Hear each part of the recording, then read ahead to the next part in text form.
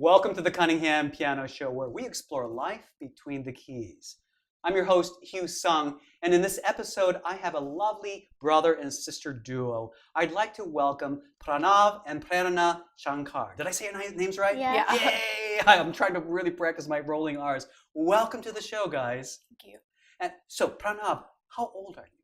10 years old. And how long have you been playing the piano? 6 years. Wonderful.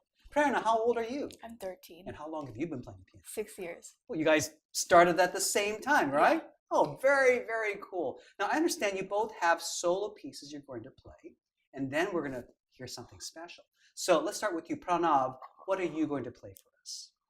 The Liszt's Etude, Opus 1, number 4. And what can you tell me about this piece? Etude means study, and this is a study about triplets. Oh, that's very expertly told. Now, what's also really interesting is that one of the cool things about the show is that we invite our guests to select the piano they want to perform on. And just like good brothers and sisters, they both selected different pianos. Pranav, you've selected to play your piece on the Yamaha CF6, a hand-built piano. Why did you choose that piano? It is flexible and it sounds nice. Oh, wonderful. Now, Prerna, let's talk about your solo piece. What are you going to play for us? I'm going to play Consolations No. 3 by Franz Liszt. Another Liszt piece. You guys have really liked this Liszt guy. Tell me what this piece is like. What is this piece about? It's very calming and relaxing. The most cool thing about it is that it's very technical, but when you play it, you have to make it sound very effortless. Oh, one of those pieces. Well, I can't wait to hear you play. Now, you've chosen a different piano. Yeah. You've chosen to play your piece on the Baldwin SF-10, which we're actually sitting in front of right now. Why did you choose the Baldwin? It can go very soft, but it also can go very loud, so you have that contrast that makes it very important. It's going to be very cool to hear both of you playing on two different pianos. So I'm looking forward. I can't wait to hear you guys play. Thank you.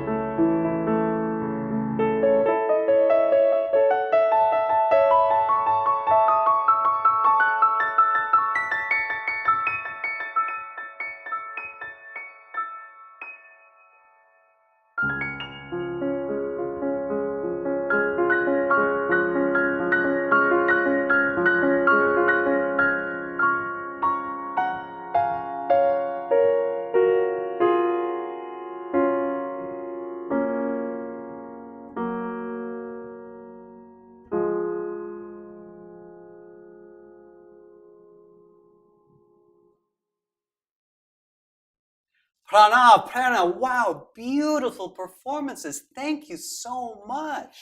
Now, I understand you guys have something extra special. You guys are going to be joining forces together, right? You're going to be playing a duet where you both play on the piano at the same time. How Yeah. exciting. So, Prerna, tell me, what piece are you playing together? The Scarlet Cape. The Scarlet Cape. That sounds like a cool piece. So, Pranav, tell me a little bit what this piece is like. This piece is based on 3 Spanish dances. Very cool. It has 3 parts based on 3 of those dances. Those parts are called Begin, Rumba, and Tango. Oh, cool. Wonderful. And the Begin is similar to a slow rumba, but the tango is really, really slow and dramatic. Wonderful. I can't wait to hear you guys play this piece. Oh, and I meant to ask you, Prerna, so what's it like playing together with your brother? Interesting. What do you mean interesting? It can get a bit annoying. Annoying. But now I'm getting to the real meaning. Wait, annoying in what way? How does Pranav annoy you? He gets in my way a lot. In your way, like physically, like getting in your. Yeah. Well, let's see if you guys can navigate this wonderful piece. Okay, let's hear you guys play.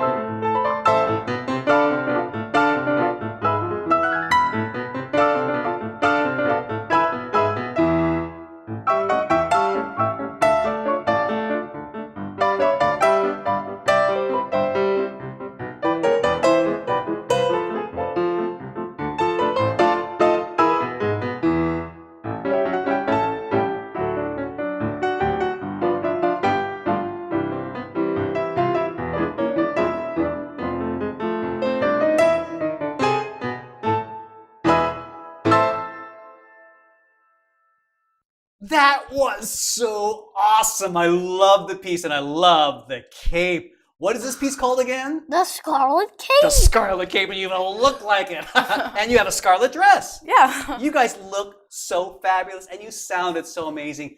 Thank you both so very much. Thank you.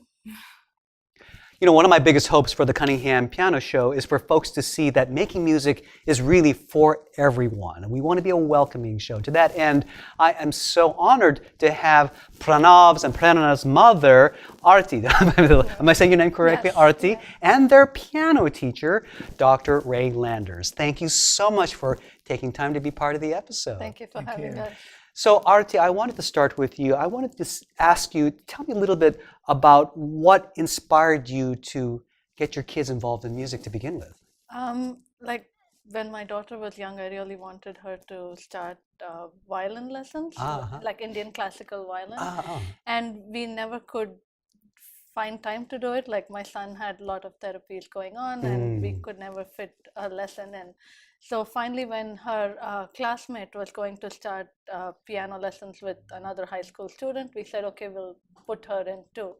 And I would drag my son to these lessons, and in 3 lessons, he wanted to start learning as well.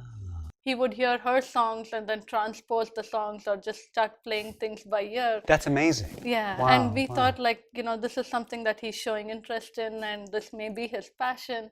So we started looking out for a teacher, and that's when we found Dr. Landers. So it's been wonderful. And they sound, both of them sound amazing. Dr. Landers, I'm wondering if you could speak to your experience really working with both of them, with Prerna and with Pranav. They're both very bright Yeah. and very talented, as you can see. But like all students, there are challenges. And I've very often have worked with many students with challenges, and I appreciate challenges. And let's talk about Pranav. He's got such a fascinating personality. And just like Mom said, he wants to do incredibly difficult pieces. And the challenge was keeping him in the way that it can work rather than running off with it and going a little bit, shall I say, haywire. In other words, such things as getting the rhythm exactly right, the phrasing right, learning to learn hands separately so that it's even more secure and balanced. And it has been a challenge, but I've had it with other students too. And the miracle is that it's working. And the results are there, and I'm very happy about that. Can you talk a little bit also in terms of taking advantage of the fact that brother and sister can play duets together? And they play so well together, but it is, all brothers and sisters, they can drive each other crazy too, Yes, which is a they normal can. part of growing up, but yet they play beautifully together. How were you able to kind of corral them to cooperate like that? For one thing, choosing the right pieces that they would find challenging. But already there was a problem with that, is both wanted to play the same part. So the solution to that, how we got them together, was let them both learn both parts. In fact, sometimes they do a little trick where they're playing and then halfway through the piece they switch parts. Oh, that's so So they cool. know both parts. So that was one of the solutions. Another solution is they have trouble sitting next to each other.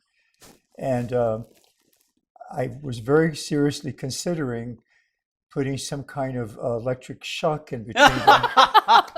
But I didn't do that because I didn't want to be sued. But they both have interesting personalities, and I have to admit that sometimes it gets a little bit out of hand, particularly if we're late and they're a little tired. And I'm not going to say which one is the more, what shall I say, the more problem one, but there's a certain creature in the universe who likes to, what's the word I'm looking for? Needle, oodle, whittle, her brother. I won't mention any names. I won't mention any names. Because she's a little older, she has a little trouble understanding the shenanigans. And he hates that word, by the way, when I tell him you're not doing the shenanigans, because he likes to go all over the place. And so how do we do it? I have to stand behind him, frankly, and sometimes not shout, but very forcefully, in a gentle way, remind them. And then I ask them to discuss what they like about each other and what they don't like. And it's fun to get the feelings out. Yeah. But I would say mainly they begin realizing that there's a concept of learning from each other. And when I point that out over and over and over, for example, the piece of the Scarlet Cape, there's a part where both of them are supposed to play staccato when they play their part, and the other person's playing legato.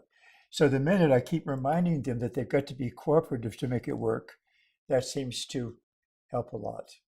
Dr. Landers, thank you so much for those wonderful insights and to the challenges of teaching any child, but you've done such remarkable work with both of them.